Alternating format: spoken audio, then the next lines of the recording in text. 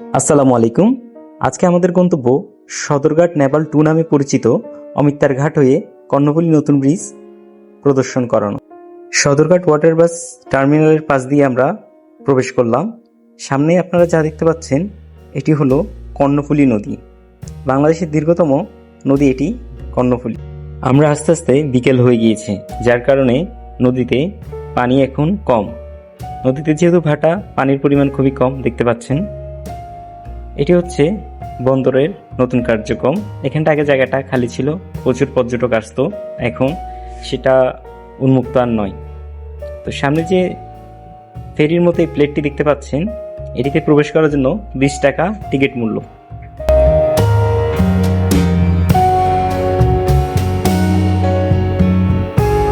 এই মুহূর্তে আমরা অমিত্তার ঘাটের সামনে অবস্থান করছি। আর এখানটা এসে একটু অবাক হলাম যে নদীর পাশটা উপভোগ করার জন্য অনেক মানুষজন এখানে এসেছেন। অমিত্তার ঘাট হয়ে ফিরিঙ্গি বাজার আমরা টেম্পুতে করে খাতুনগঞ্জ হয়ে কর্ণফুলী ব্রিজের মূল বাকলিয়ার মোড়ে চলে আসলাম। এখান থেকে আমরা পায়ে হেঁটে কর্ণফুলী ব্রিজের উপরে যাব। তো এখন আমরা ব্রিজের সামনে দিয়ে এগিয়ে যাচ্ছি।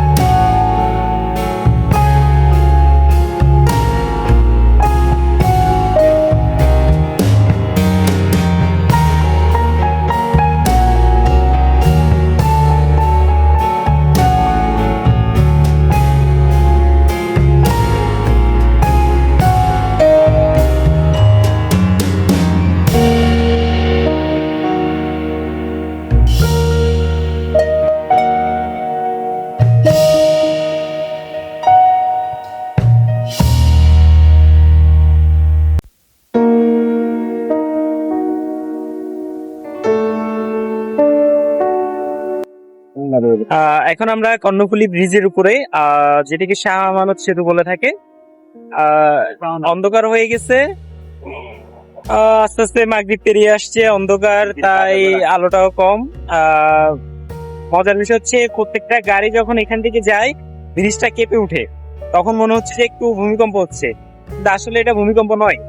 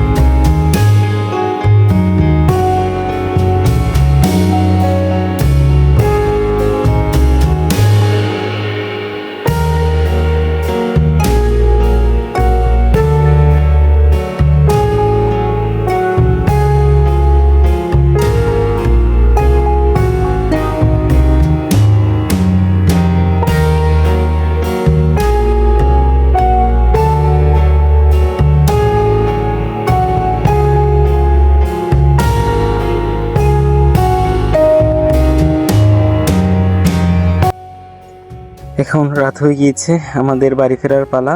তো আজকের মতো বিদায়, কর্ণফুলী ব্রিজ।